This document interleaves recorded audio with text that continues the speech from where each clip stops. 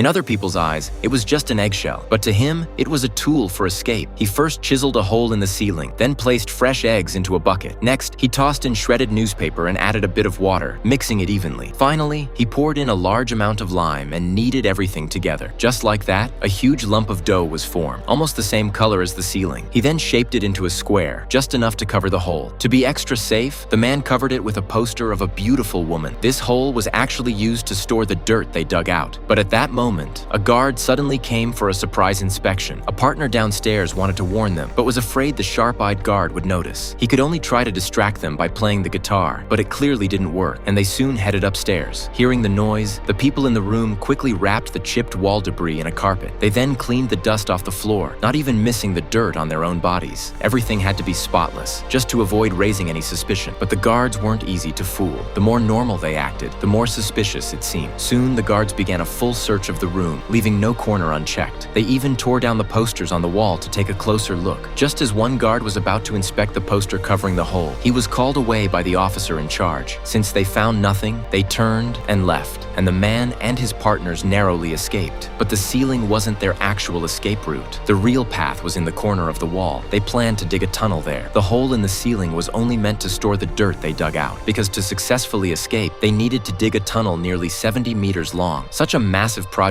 would produce nearly 60 tons of dirt, far more than they could store anywhere. So the clever man came up with the ceiling idea. It was a natural storage space, perfectly suited for the job. Once everything was ready, they began. They measured the corner carefully with a ruler, then started sawing. Next, they used a larger chisel to pry open the wall, and finally hollowed out the bricks inside. But doing this meant the guards would definitely notice during inspections. To hide the opening, the man and his partners found a large container. Using the same method, they made another large lump of dough and placed it inside. After it hardened, it became a fake wall panel that fit perfectly into the gap. They then applied homemade white paint along the edges, making it nearly impossible for guards to spot. The dugout dirt was packed into bags, then secretly carried to a second-floor room. Using the hole they had made earlier, they carefully hid it in the ceiling. The process was complicated. Every time they transported dirt, they had to reseal the hole with paint, but it was the only way to avoid detection. 3 months passed, yet they had only dug about 2 meters. Clearly, 3 people weren't enough. They needed more help, or this would take forever. But the new recruits had to be trustworthy. After choosing the right people, the man brought them in. When he revealed the hole in the corner, everyone was stunned. A tunnel was already there. They had never even imagined something like this. But for freedom, they agreed without hesitation. Then one day, something went wrong. A partner was caught by a guard while transporting dirt. The guard sensed something off and told him to open his bag. With no choice, he complied. But inside were only everyday items, not dirt. Even so, the guard ordered him to come to the office, and he quickly passed the bag to the man. At the office, the guard noticed he hadn't brought the bag and seemed annoyed. But instead of pressing further, he handed over a few adult magazines and told him to bring newer ones next time. The bag had actually contained digging tools, and luckily, they weren't discovered. After that, they came up with all kinds of ways to move the dirt. For example, they would hide it in cups, pretend to drink tea, then secretly dump it into trash bins. But this method was inefficient and risky, so the man improved the plan. He opened another hole in the first-floor ceiling. Now, dirt could be transported directly through both openings. This greatly saved time and reduced the risk of getting caught. Just as everything was progressing smoothly, the prison suddenly launched a massive search. A large group of guards stormed in, giving them no time to react. Seeing this, the man rushed to warn the partners digging the tunnel. After getting the signal, they scrambled toward the exit, while the 2 men in the ceiling quickly retreated. Once down, they sealed the hole with a poster and tidied up the beds. But the tunnel was too deep. Only one of the 2 diggers made it out. The other was trapped inside. With guards about to arrive, Charlie rushed out to cover for them. He led the prisoners to block the guards at the front. Sensing something was wrong, the lead guard immediately called for backup. A fight soon broke out. With so many prisoners, the guards couldn't subdue them quickly. Amid the chaos, the trapped man finally crawled out of the tunnel. The 2 quickly sealed the opening with the fake wall and applied paint to hide any signs. By the time they finished, the others outside had already been subdued. Soon, everyone was stripped and forced to kneel in the yard. Charlie, who led the disturbance, was brutally beaten and thrown into solitary confinement. Although they narrowly avoided disaster, the man knew they had to speed things up, or they'd be exposed sooner or later. To make digging easier, the man, who had an engineering background, wired electricity into the tunnel. Now they had lighting, and their digging speed increased. To avoid suspicion, he divided everyone into 12 shifts. This way, each person only worked 2 hours a day, while ensuring the tunnel was manned 24/7. With this method, they could dig about 120 kilograms of dirt every day. Of course, they couldn't slack off during the rest of the time. They kept up with normal routines, boxing, jump rope, and even prison-organized social activities. activities. Only by staying visible could they avoid raising suspicion, but that still wasn't enough. After each session in the tunnel, they had to thoroughly wash off the dirt, even under their fingernails. As the tunnel grew deeper, a deadly problem emerged. The air inside became thin, and the diggers were at risk of passing out. Even with people watching from behind, the depth made quick rescues difficult, increasing the danger. They had to solve this problem, and the clever man soon came up with an idea. He asked Charlie to find a motor, something only an old inmate in the carpentry shop had. But it was the old man's prized possession, and he refused at first. Charlie told him the motor could buy him freedom. It was his ticket out. In the end, he traded the promise of freedom for the motor. Then, during a visitation, the man's wife brought him a roll of plastic. With the materials ready, they quickly built a blower. Combined with homemade plastic pipes, it could pump fresh air from outside into the tunnel. With that,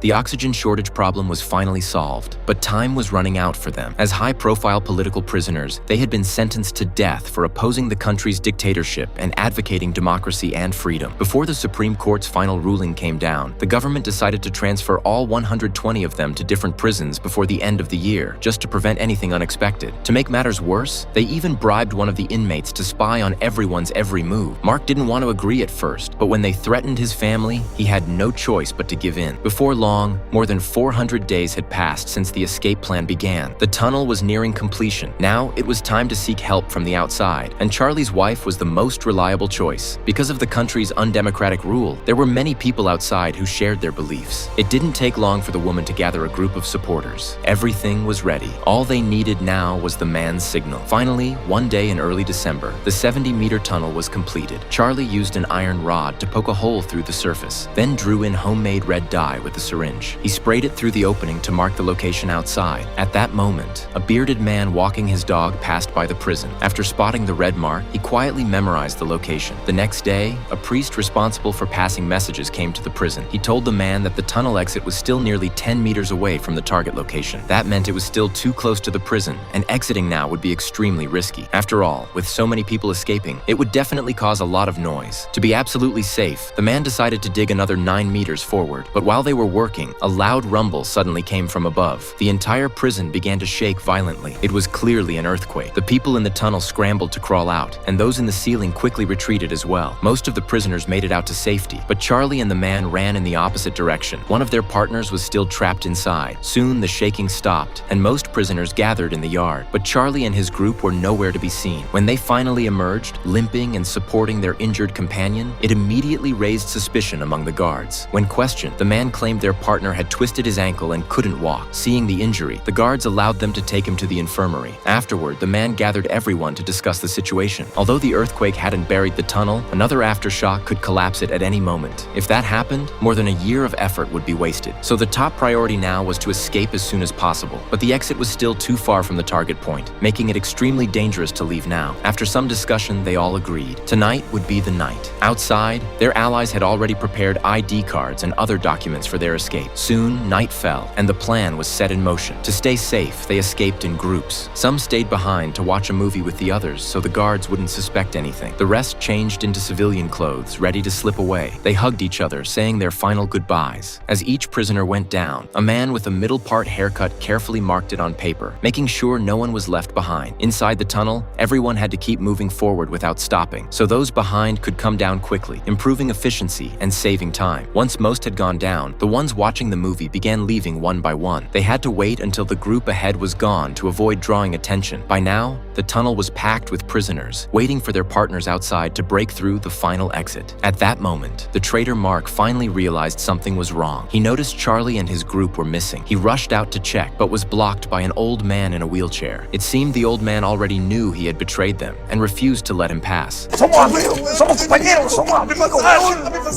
In the struggle, Mark knocked him down with a punch and rushed upstairs, but by the time he got there, only one person remained. When he saw the tunnel in the corner, he was shocked. The guard's worst fear had come true. The remaining companion urged him to escape together, but Mark couldn't. His family was still in the warden's hands. He tried to report it to the guards, but was stopped. The companion angrily told him, "You'll ruin everything for all of us." But if he didn't report it, once the guards found out, his family would suffer. Just then, the outside team finally arrived and quickly broke through the tunnel exit. Meanwhile, the man and Mark were locked in a fierce struggle. Both had their own beliefs and couldn't back down. In the chaos, Mark stabbed him with a screwdriver. Enduring the pain, the man knocked Mark unconscious for the sake of everyone else. By then, the prisoners in the tunnel were already crawling out one after another. They needed to reach a nearby bridge, where buses were waiting to take them away. Under the cover of night, they began their escape. At this point, the guards above finally realized something was wrong and rushed to report it, but it was already too late. The prisoners had boarded the buses. When the inmates who stayed behind came out, they only found the old man lying on the ground. One of them quickly told the others about the escape tunnel in Charlie's room, urging everyone to run. The prisoners were stunned. They couldn't believe it. But when they saw the opening in the wall, they knew it was real. Without hesitation, they climbed in. At that moment, two guards from the movie area finally noticed something was off. They locked the iron gates and ran to call for backup. Soon, a large number of guards stormed in. ¡No se mueva, mierda! ¡No se mueva! ¡Hazlo, concha tu madre! ¡Todo el mundo afuera! The man was captured. The lead guard couldn't understand how they had managed to dig such a tunnel. The prison had frequent inspections. Where had things gone wrong? Even though he arrived in time, many prisoners had already escaped. Meanwhile, on the bus, Charlie's wife handed out ID cards and other documents to everyone. To avoid detection, they split up along the way. Groups got off at different intervals, and each group had someone waiting to guide them to safety. This is a true story. Out of 120 political prisoners, 49 successfully escaped. Some fled overseas and settled abroad. Others were eventually granted amnesty. Not long after, the country welcomed its first democratic government. 17 years of dictatorship finally came to an end, and their sacrifice was, at last, rewarded.